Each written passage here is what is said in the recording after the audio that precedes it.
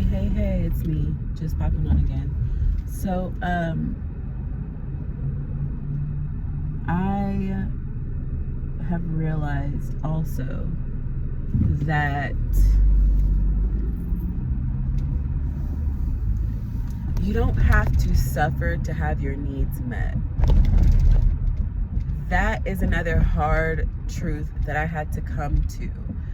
And I say this because many people, primarily women, we will stay and deal with things that are way less than what we should be accepting from people. And it's not just limited to husbands or partners or spouses or whatever. This can be family, it can be friends, a job. And I always use those examples because everything that I say can be used in whatever way that it resonates for you, because it might not be a relationship that it pertains to for you, right? But I have come to terms once I realized, like, hey, this might not turn out the way that I thought it was going to turn out. I thought that I was going to have the support that I needed to do the things that I need to do and, whatever. But I also realized a huge part of me making that decision is because I realized, wait, you do not have to suffer to have your needs met. You don't have to deal with somebody continuously downing you, continuously baiting you and trying to start an argument because they lack the emotional intelligence to explain what's really going on, or just the simple fact that they don't have the energy on their own to sustain themselves. So they literally have to go out, pick little fights. And the sad thing about it is that it's a 50-50 thing on whether or not they realize that they're actually doing that, because we do things based off of patterns. We do things based off of what has been normal to us. And on the flip side of that, it's been normal for them to treat you like shit, and then for you to still need them, and for them to just be able to be around and treat you like shit. So that's been a normal thing, right? And then also, for them, I lost my train of thought. So for them, it's been normal for them to treat you like shit and then still have access to you.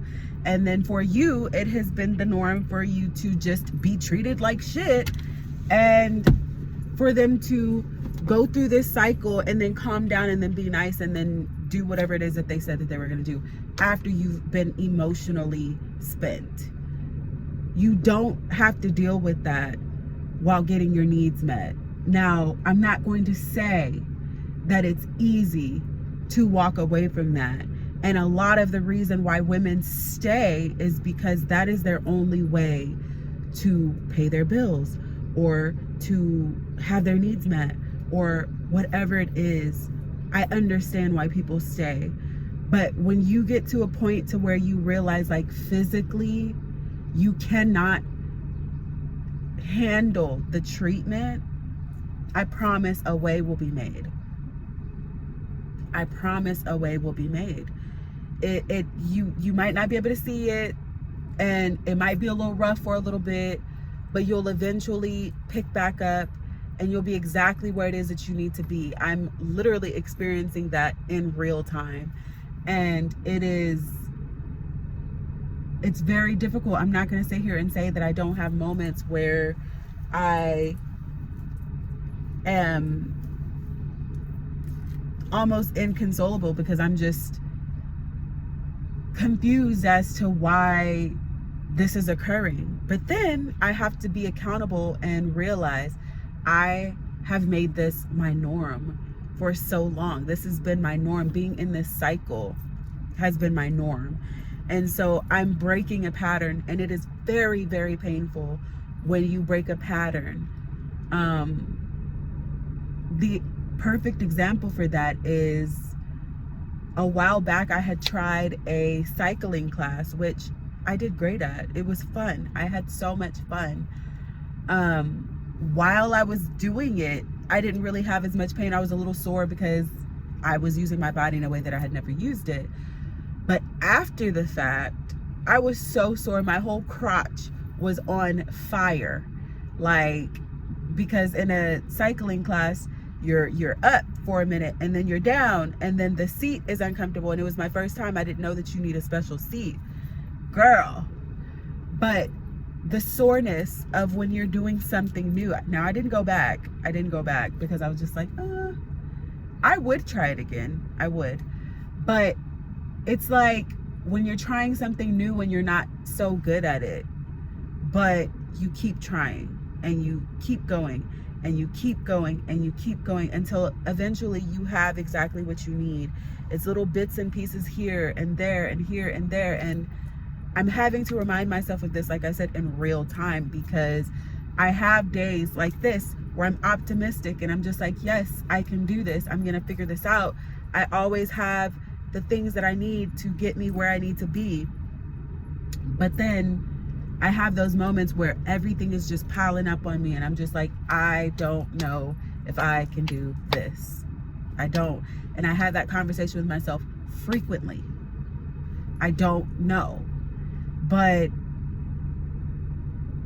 you cannot know and you can still show up. It's possible. It's possible. I do it every goddamn day. I don't know how I do what I do every day. I don't. A lot of the times it's delusion, because it's me just feeling like, you know what, there's got to be something better. I know that there's something coming that's better, and I know this to be actual and factual outside of my delusion, because I'm here in this moment. And a year ago, I had this overwhelming feeling of like something great is going to happen. And it was such an overwhelming feeling that I came to tears. I didn't know what it was, but I just knew something was going to be good. And shortly after I had that feeling, I got hired at the job that I'm at now. And I don't quite have the overwhelming feeling of like coming to tears, but I have this quiet knowing that everything that I'm experiencing is setting me up to be better.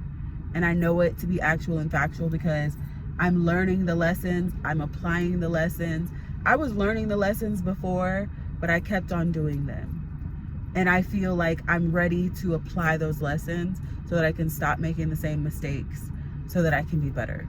Because it is not just about me. It's about the legacy that I want to leave. It's about my children. It's about my children's children. The decisions that I'm making today, or the lack thereof, can break or it can continue the generational curses that have been placed upon me. So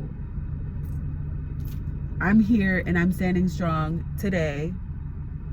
Then I say that today because I'm telling you, it is not easy.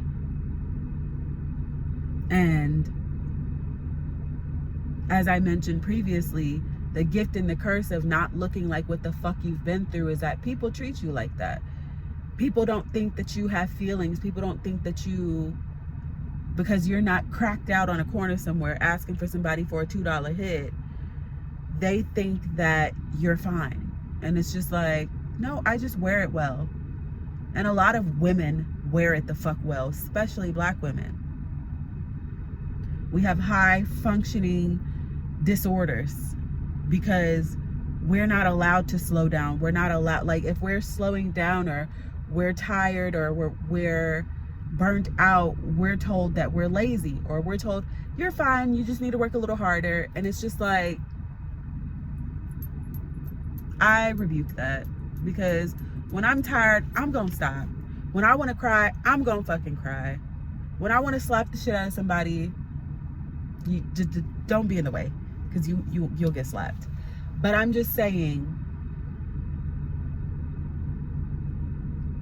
it's hard. And I think I've said that for the last few weeks, last few videos. I don't want to make it seem like I'm complaining, but this is me in real time, just processing everything. This is what my journey is about right now, is just processing in real fucking time. And today I'm having a better day. A better day. It has been a lot. But I digress. Make sure that you like, share, comment, and subscribe. And make sure that you like, share, comment, and subscribe. And I'll check you in the next one. Peace.